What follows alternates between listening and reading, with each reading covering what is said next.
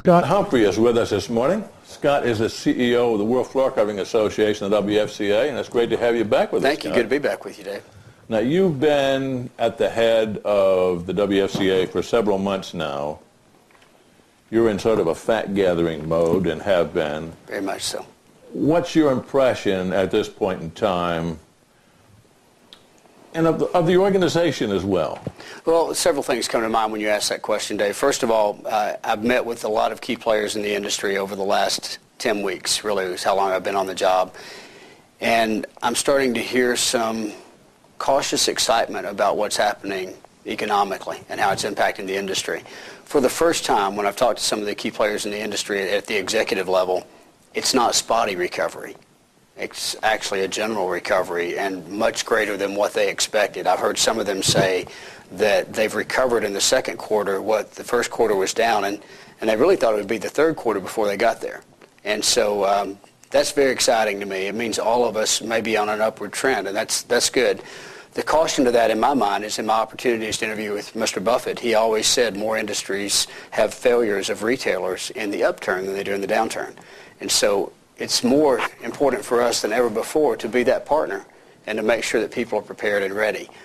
The WFCA is ready to make a difference. So we're excited. There's a lot going on. I'll know a lot more the next time we meet, probably sometime next month, and talk. We've got a visioning summit that will go on July 8th, 9th, and 10th with a new executive board. Of course, our year rolls July 1 to June 30th. So we've got a new group, some rolling off, some new ones like Aaron Perner rolling back on. There's a lot to discuss. And really my fact-finding mission as I've gone around the industry, I've been in 12 states, 2 countries, 2 provinces, and met with over 85 people in the last 10 weeks. Really simply asking the question, how can WFCA have a greater impact on your business in a positive way? And I get to share that information in July, and then we get to talk about what our forward vision is. How can we better utilize that to have an impact on all the retailers, the installers, the back office managers, the distributors, the manufacturers, obviously. Every player is important to us. Let me go back to something that you had said earlier about the new board comes in July, you'll have a meeting, and you'll really set at that point or begin to set what the organization will be doing going forward. What's your idea as to how that's going to shape up? Well, there are some givens. Obviously, from a legislative standpoint, we'll still be an advocate for the industry, and that will not change. I know that one of our focuses will obviously be to continue to grow the membership and to retain the membership, to make sure that those that are members understand the value of being a part of the WFCA. Some of the other things, quite frankly, I'd be afraid to discuss today because I'm not sure how the board will react to those things. When you go to a visioning summit like this, it's important that you think about the minimal amount that you would do, and you also think outside the box to what's the maximum we can do. Yeah. I can't tell you this. One of the challenges we face is that all of our members don't need the same things.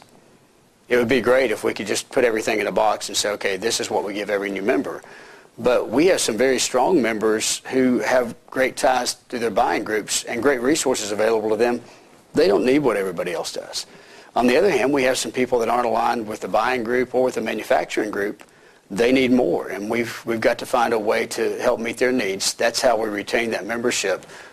Obviously, the greater the number of members, the greater the voice that we have from a legislative standpoint. So you need a Chinese menu type of a thing, one from column A, one from column B. I do, and then we also need to take that menu and help connect the hands. We need to take the person who needs it and not only show them that it's out there, but help them understand how it works. We've got to bring that partnership together. I see. I suspect that you learned a good deal about what people think of the CR, what their vision is of the WFCA. Talk about that a little bit. Yeah, well, you know, the number one answer that I get when I ask people, what do you think of the WFCA, is that we're not really sure what they do. We understand who they are. We understand why they were formed. We know even the history of how they were formed. They know the relationship with surfaces. And they know that from a legislative standpoint, we're an advocacy group. What we've got to do a better job of helping them understand is how we can impact your day-to-day business. Because my goal is twofold. It's one for your business to succeed, and it's one for you to succeed in life. And I really took this job because it gives me the opportunity to impact people where they live and where they work in a way that I didn't see me doing in the job that I was in. I had the best opportunity I could have at Shaw. If I wanted to do that, I was in the position to do that at Shaw. But to do it on a larger scale, I was going to have to move to a place where I could represent the entire industry, and that's what the WFCA allows us. Makes you stop and think about the opportunities and when they open up. And oh, it does. It does. I mean, timing is everything, and it was a time when I was really evaluating how I would end my career. I turned 50 in April. I was asking myself what my legacy would be, how will I have a greater impact, and thankful, obviously, for the impact that I'd had. Shaw had given me a phenomenal opportunity to move up through the ladder, salesperson, recruiter, sales trainer, leadership development, and then to manage this group, this awesome group called the Shaw Flooring Network. What's exciting to me is there are groups like that at Mohawk, and there are key customers and partners at Bow U and at Engineered Floors, and there are great customers everywhere that simply want somebody that can come alongside and support them when they need them, as they need them, and we want to be that partner. We also, by the way, want to be that partner to every association that represents this industry, and we're not a selfish organization. In no way do we intend to go out there and say, you know, it's WFCA or nothing. It's this industry or nothing. What is your take on various, and I don't know how many associations, there's a pile of associations. Yeah, there are. In this industry.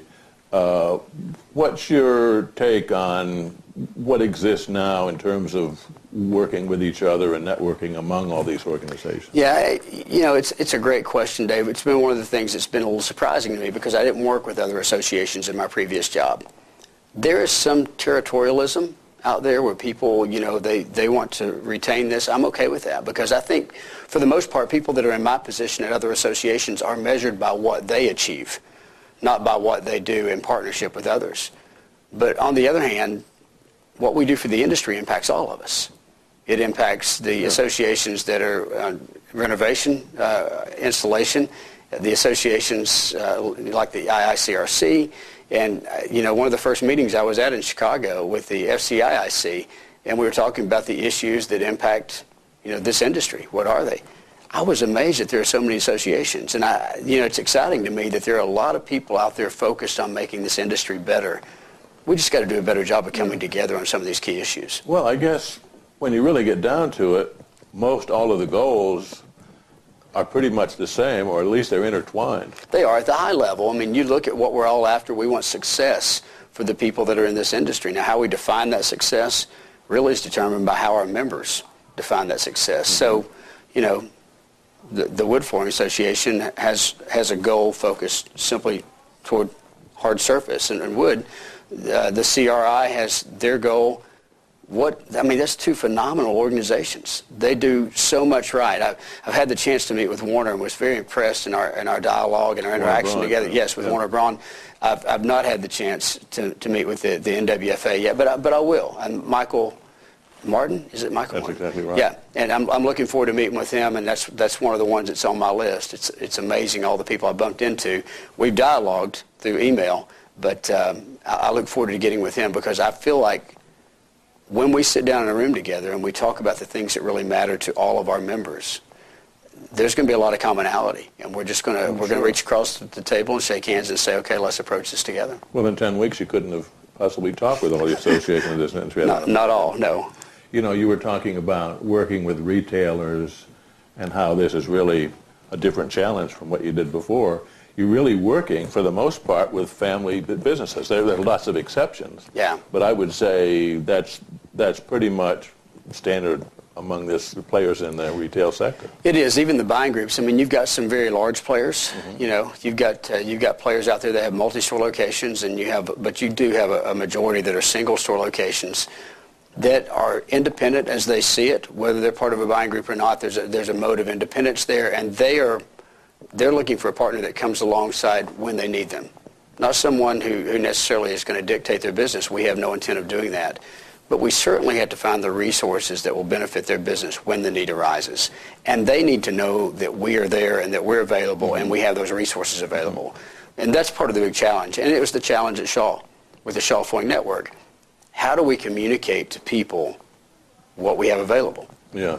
And one of the That was the hard part. It is. And, you know, you think you can over-communicate, and I've heard people say you can over-communicate, but if you're going to err on one side, I think that's the side you're going to have to err on.